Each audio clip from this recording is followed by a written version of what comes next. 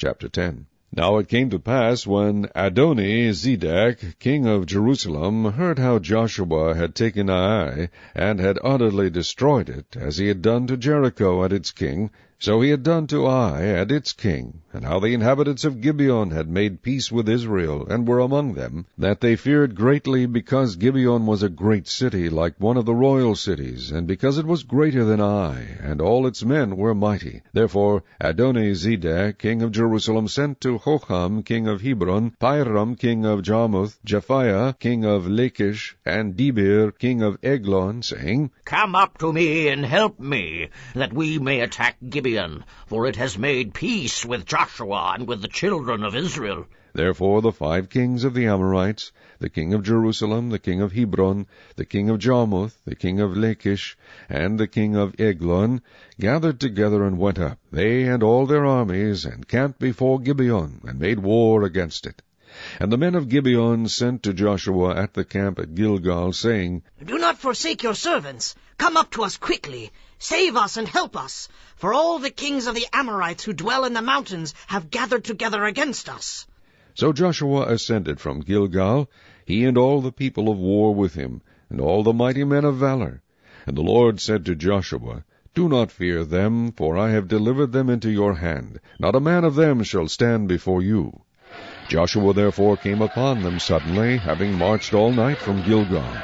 So the Lord routed them before Israel, killed them with a great slaughter at Gibeon, chased them along the road that goes to Beth-horon, and struck them down as far as Azekah and Makkedah. And it happened, as they fled before Israel, and were on the descent of Beth-horon, that the Lord cast down large hailstones from heaven on them, as far as Azekah, and they died.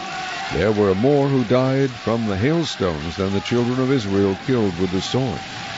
Then Joshua spoke to the Lord in the day when the Lord delivered up the Amorites before the children of Israel. And he said in the sight of Israel, Sun, stand still over Gibeon, and moon in the valley of Aijalon. So the sun stood still, and the moon stopped, till the people had revenge upon their enemies. Is this not written in the book of Jasher? So the sun stood still in the midst of heaven, and did not hasten to go down for about a whole day. And there has been no day like that, before it or after it, that the Lord heeded the voice of a man, for the Lord fought for Israel. Then Joshua returned, and all Israel with him, to the camp at Gilgal. But these 5 kings had fled and hidden themselves in a cave at Makkedah. And it was told Joshua, saying, The 5 kings have been found hidden in the cave at Makkedah. So Joshua said, Roll large stones against the mouth of the cave, and set men by it to guard them. And do not stay there yourselves, but pursue your enemies, and attack their rear guard. Do not allow them to enter their cities, for the Lord your God has delivered them into your hand. Then it happened, while Joshua and the children of Israel made an end of slaying them with a very great slaughter, till they had finished, that those who escaped entered fortified cities. And all the people returned to the camp, to Joshua at Makkedah, in peace. No one moved his tongue against any of the children of Israel. Then Joshua said, Open the mouth of the cave, and bring out those 5 kings to me from the cave. And they did so, and brought out those 5 kings to him from the cave, the king of Jerusalem, the king of Hebron, the king of Jarmuth, the king of Lachish, and the king of Eglon. So it was, when they brought out those kings to Joshua, that Joshua called for all the men of Israel, and said to the captains of the men of war who went with him, Come near, put your feet on the necks of these kings. And they drew near, and put their feet on their necks.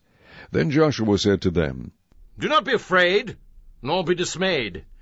Be strong and of good courage, for thus the Lord will do to all your enemies against whom you fight. And afterward Joshua struck them, and killed them, and hanged them on 5 trees, and they were hanging on the trees until evening. So it was at the time of the going down of the sun that Joshua commanded, and they took them down from the trees, cast them into the cave where they had been hidden, and laid large stones against the cave's mouth, which remain until this very day. On that day Joshua took Makkedah, and struck it and its king with the edge of the sword. He utterly destroyed them, all the people who were in it. He let none remain. He also did to the king of Makkedah as he had done to the king of Jericho. Then Joshua passed from Makkedah, and all Israel with him, to Libnah, and they fought against Libnah. And the Lord also delivered it and its king into the hand of Israel. He struck it and all the people who were in it with the edge of the sword. He let none remain in it, but did to its king as he had done to the king of Jericho. Then Joshua passed from Libnah, and all Israel with him, to Lachish, and they encamped against it and fought against it. And the Lord delivered Lachish into the hand of Israel, who took it on the second day, and struck it and all the people who were in it with the edge of the sword, according to all that he had done to Libnah. Then Horam, king of Gezer, came up to help Lachish, and Joshua struck him and his people, until he left him none remaining. From Lachish Joshua passed to Eglon, and all Israel with him, and they encamped against it and fought against it. They took it on that day, and struck it with the edge of the sword. All the people who were in it he utterly destroyed that day, according to all that he had done to Lachish. So Joshua went up from Eglon, and all Israel with him, to Hebron, and they fought against it. And they took it and struck it with the edge of the sword, its king, all its cities, and all the people who were in it. He left none remaining, according to all that he had done to Eglon, but utterly destroyed it and all the people who were in it. Then Joshua returned, and all Israel with him, to Debir, and they fought against it. And he took it and its king and all its cities. They struck them with the edge of the sword, and utterly destroyed all the people who were in it. He left none remaining, as he had done to Hebron. So he did to Debir and its king, as he had done also to Libnah and its king.